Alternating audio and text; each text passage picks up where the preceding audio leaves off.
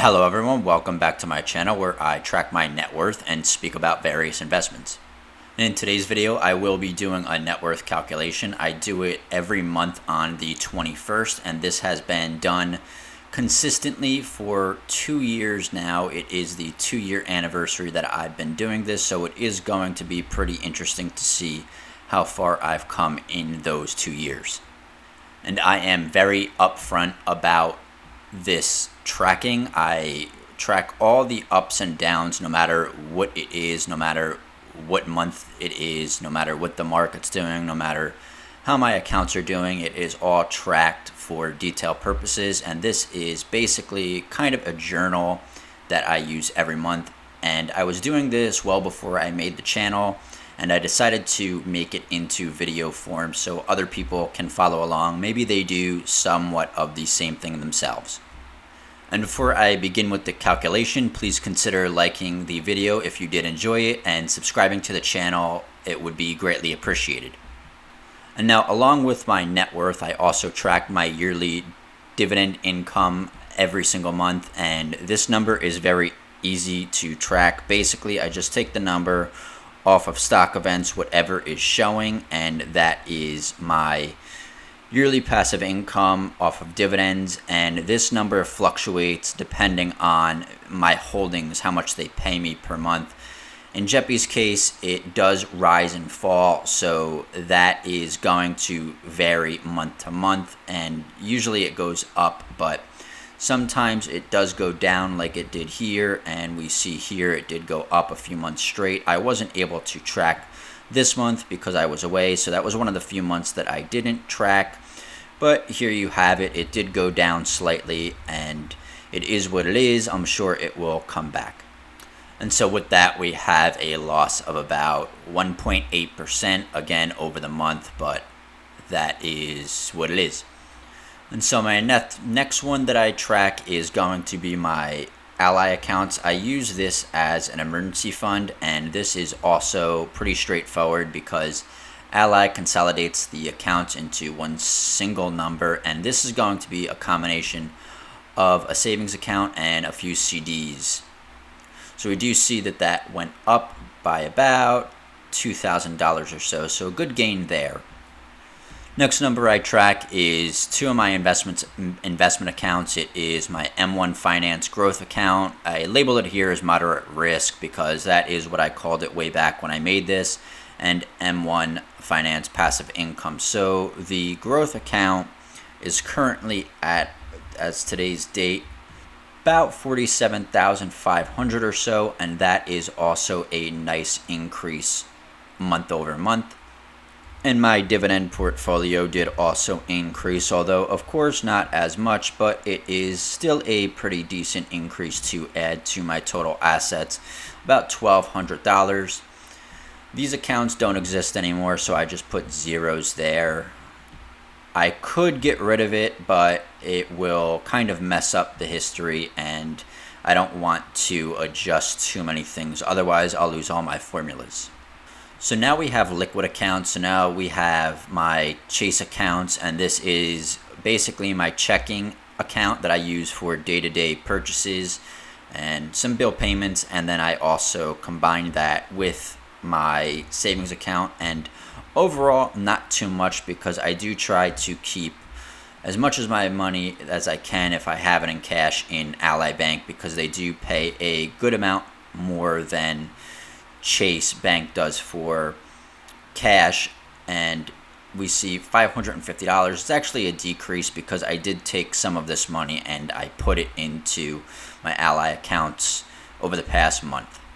So next up we have my Regions account, and this account is kind of a pass-through account in the sense that I don't really use it for anything. Basically, once it hits a certain mark, I transfer the funds somewhere else. Right now it is going to my Ally account because it is running pretty low. As you can see, I did use this for something that I will bring up later, and it decreased the value in my account, so I've been building that up. Once it hits a certain number, probably toward the end of the week, once it hits 1,000, I'm going to take that money and then deposit it into my Regions account so I get better interest on my money. and real estate doesn't exist anymore for me, so that is just another zero that I get to add here.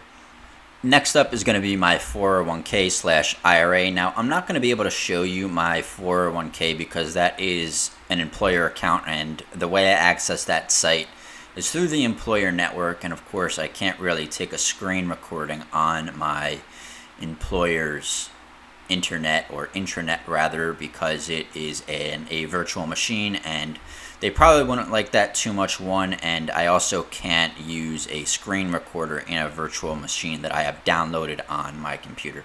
So what I am going to show you is at least my Fidelity account, that is my IRA that I have, and just basically add the approximately $10,856 to that, and we have the total for my IRA 401k and another good increase, about $2,400 or so.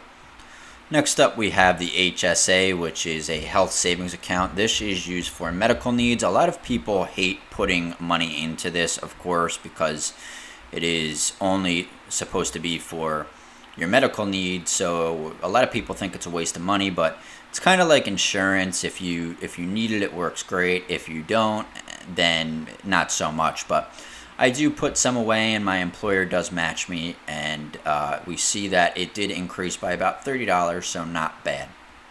And now we have my car, and the way I do that calculation is that I basically took the value of it and I kept subtracting $250 a month over time to account for depreciation. So I am going to do that again here, and the way I did do this is I went online and looked up 3 comparable cars with the amount of mileage, and that was probably more accurate, but it was also a lot more tedious, and I think that it was kind of a waste of time to track something that accurately. So the way I do it is I just subtract $250 off of the value month to month, and that accounts for the anticipated depreciation. Next up, which I don't even have to track anymore, is my student loans, and that is the reason why the value of my portfolios, or rather my Ally account, dropped so much, is because I took that money and applied it to my student loan. Student loans were coming due again. The payments were going to resume in October, and that they did. And I said, you know what? I was saving up all of this money over time during the payment deferred period. So I decided to just be done with it and pay it off, and it's a lot less anxiety that I have to worry about. It was a really good choice, even though interest rates have increased. Cash is giving me about 5%, and my student loans were about 5 to 6%. So the trade-off wasn't basically for interest or money. It basically was just for peace of mind. So coming down to the next one is going to be my Chase account, and that is going to be $0. And the good thing about all the other accounts is that they are all at 0 currently. I don't have any car loan, I don't have any other loans, and I don't have anything like that. So I keep my debt to a minimum. As you can see here, this is all of my liabilities, kind of in like an orange color, and then all of my assets are in green. So this is kind of the moment of truth, and I just use a basic formula to do this, and it's basically all of this added together is going to be my net assets, and we see a good change there, about $10,000. And then I don't even really have to do a calculation because it's so straightforward. I only have one thing. But I am going to just do it to keep it all the same, and that is my debt. So $130,000 roughly in assets, and then $141 in debt. And that seems like a good trade-off. And since this formula has already been set up, I can just drag this down, and that is my total net worth.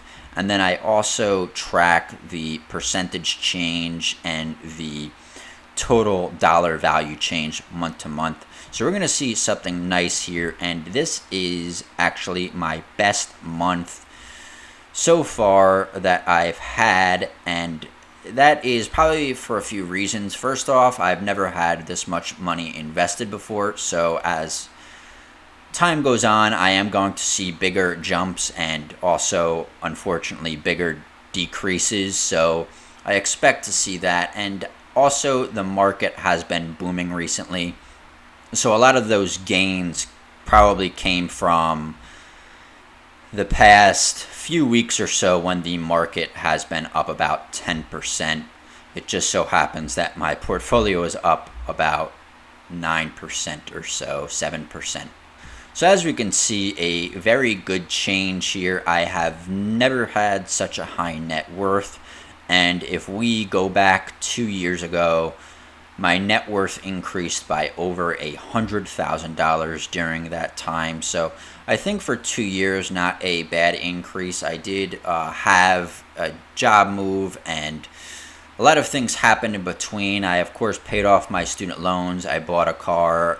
The market has boomed in that time, and it also has gone down in that time. But if we look over time, we see that generally my net worth for sure goes up over time. Some months it doesn't do that well. It's kind of stagnant. But overall, it does go up. There's a lot more green here than there is a shade of red. So if we kind of look at this, we see that the largest percentage of my net worth, about $73,000 of it, is in assets that can either rise or fall, but they also pay me dividends. So I'm happy with the capital appreciation. It has been doing good over time, and it also gives me good cash flow. There aren't many assets that I have in cash that aren't making me money. I only have about $1,500 in completely liquid cash where I can walk into a bank and withdraw in cash. That money, again, goes to Ally, which does take a few days. I mean, it is cash technically, but it is kind of in a high yield savings account rather than it is a checking account or savings account that isn't really yielding me much. I also have $29,900 in retirement accounts, small amount in HSA, and my Kia Rio that has been depreciating, of course, month over month, as cars do, is worth about $16,750, and I expect that, of course, to go down over time. That is a depreciating asset, not an appreciating asset like all the other things that I have, pretty much. So it's expected, and you need a car to commute, so I am not that irritated over that. And I also have the benefit of having basically no debt. This is just a bill that I just got that I put on my credit card and then pay it off in my checking account every Friday or so. And so there wasn't a whole lot going on in this video. As I said, this is kind of just a video journal. It's not really to be too informative on any topic. This is kind of just me personally tracking this and then just showing you all in like a video journal form how it goes. Again, I did this for a while where it wasn't a video form, but hopefully I can look back at these videos someday and I'll find it pretty interesting. Maybe tell you my thoughts along the way. I feel pretty good, of course, that when my net worth goes up, not when it goes down, and I feel pretty good that I've never been this wealthy, although it is probably to some people a lot of money. To others, it's not even significant whatsoever. But I'm going to keep doing this and hopefully kind of measure myself by where I was at, last month or the year before. We see that about a year ago, I was, we say about $40,000. So in that time, it increased about $40,000. So overall, definitely good change over time. So thank you all for watching. Have a great day. And remember, if you did enjoy this content, please consider liking and subscribing to be along for the journey. Have a great day. Goodbye.